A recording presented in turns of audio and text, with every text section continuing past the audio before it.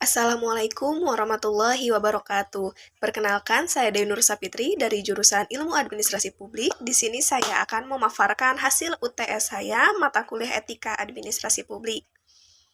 Jadi, makna konsep etika menurut Burton menggambarkan bahwa etika merupakan pedoman moral yang dipegang oleh individu atau kelompok dalam perilaku mereka.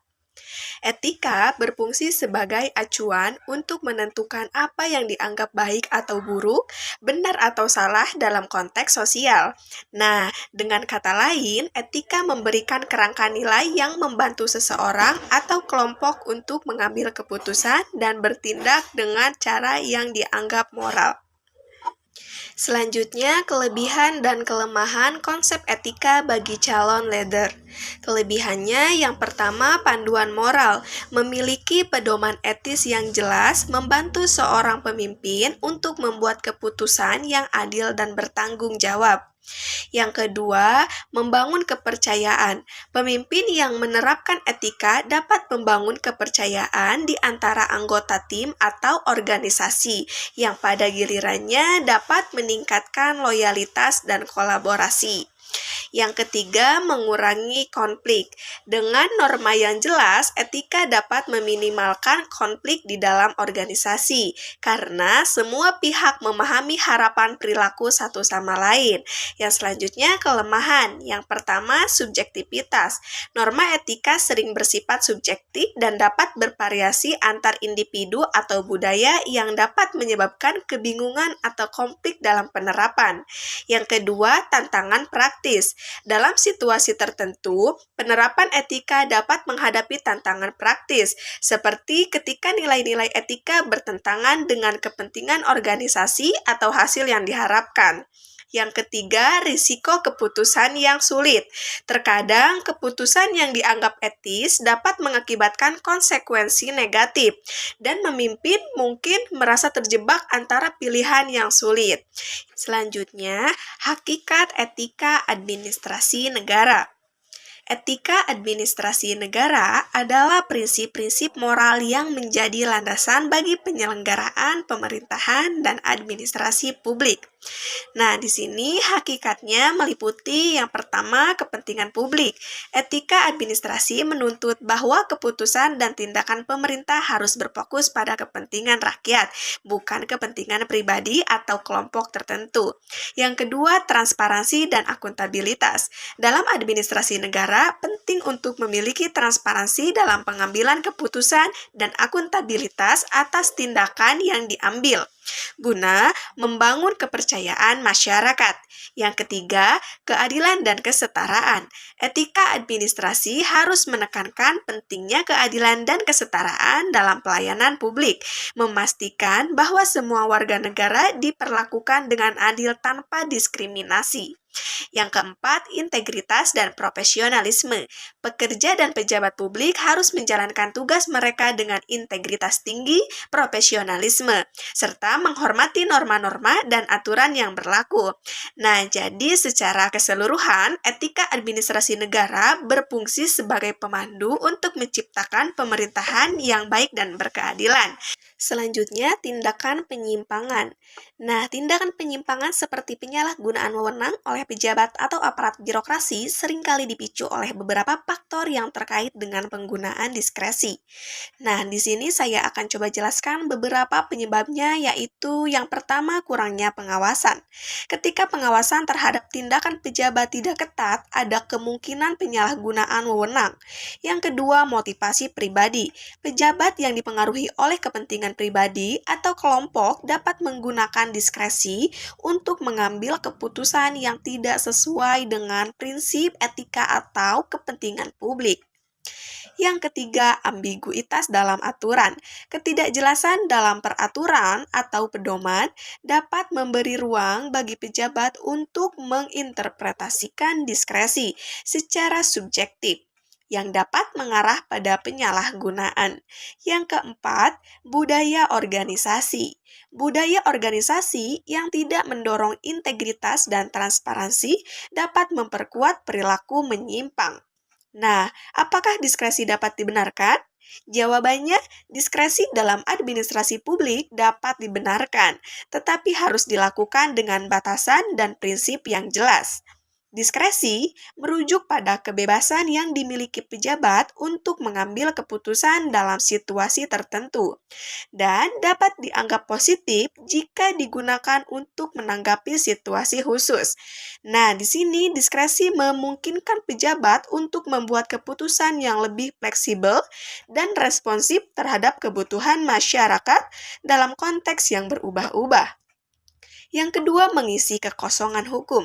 Dalam beberapa kasus, peraturan yang ada mungkin tidak mencakup semua situasi.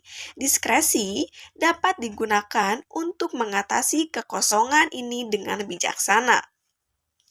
Nah, jadi menurut pendapat saya bahwa diskresi bisa menjadi alat yang berguna dalam administrasi, asalkan digunakan dengan hati-hati dan bertanggung jawab.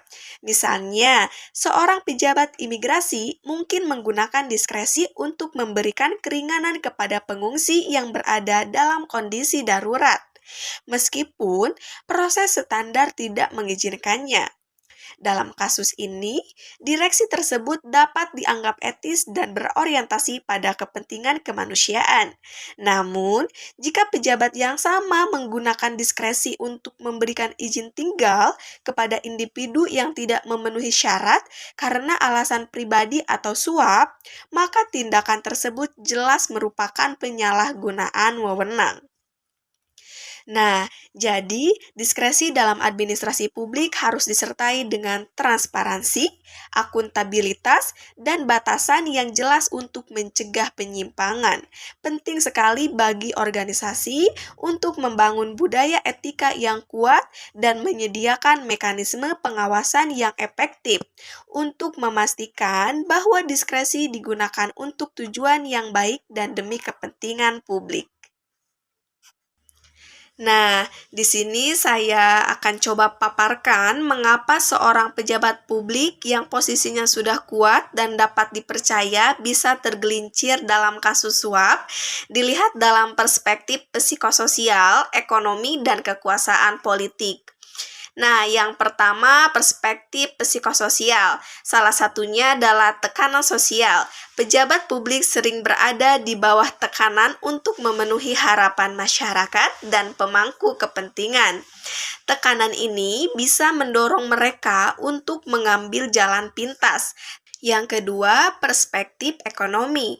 Salah satunya ketidakpuasan finansial. Meskipun pejabat publik memiliki gaji yang cukup, mereka mungkin merasa tidak puas dengan penghasilan tersebut, terutama jika gaya hidup yang tinggi. Hal ini bisa mendorong mereka mencari sumber pendapatan tambahan secara ilegal. Yang ketiga, perspektif kekuasaan politik. Salah satunya korupsi kekuasaan. Pejabat publik sering memiliki akses ke kekuasaan dan sumber daya yang besar.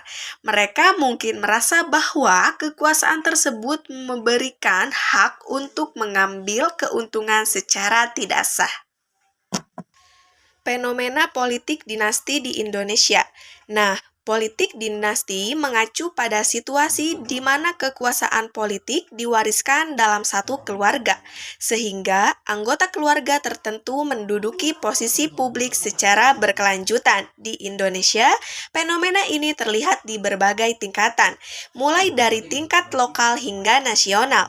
Implikasinya pada kesejahteraan rakyat yaitu keterbatasan inovasi. Nah, dengan dominasi satu keluarga, kemungkinan munculnya pemimpin baru yang dapat memberikan perspektif segar dan inovatif menjadi terbatas. Hal ini dapat menghambat perkembangan kebijakan publik yang responsif terhadap kebutuhan masyarakat. Yang selanjutnya, nepotisme dan korupsi. Politik dinasti seringkali disertai dengan praktik nepotisme, di mana anggota keluarga atau kenalan diberikan posisi penting. Ini dapat menyalahgunakan kekuasaan dan korupsi, mengorbankan kepentingan publik. Yang selanjutnya, keterpinggiran suara rakyat. Ketika kekuasaan terkonsentrasi pada beberapa keluarga, suara dan aspirasi masyarakat yang lebih luas dapat terabaikan. Hal ini berpotensi memperlebar kesenjangan sosial dan ekonomi. Nah, jadi fenomena politik dinasti di Indonesia menciptakan tantangan besar bagi demokrasi dan kesejahteraan rakyat. Untuk memastikan kesejahteraan masyarakat, perlu adanya reformasi yang mendorong transparansi, akuntabilitas, dan partisipasi yang lebih luas dalam proses politik. Masyarakat juga harus didorong untuk terlibat aktif dalam memilih pemimpin yang timnya hanya berasal dari dinasti, tetapi juga yang benar-benar mewakili kepentingan rakyat. Sekian dan terima kasih. Assalamualaikum warahmatullahi wabarakatuh.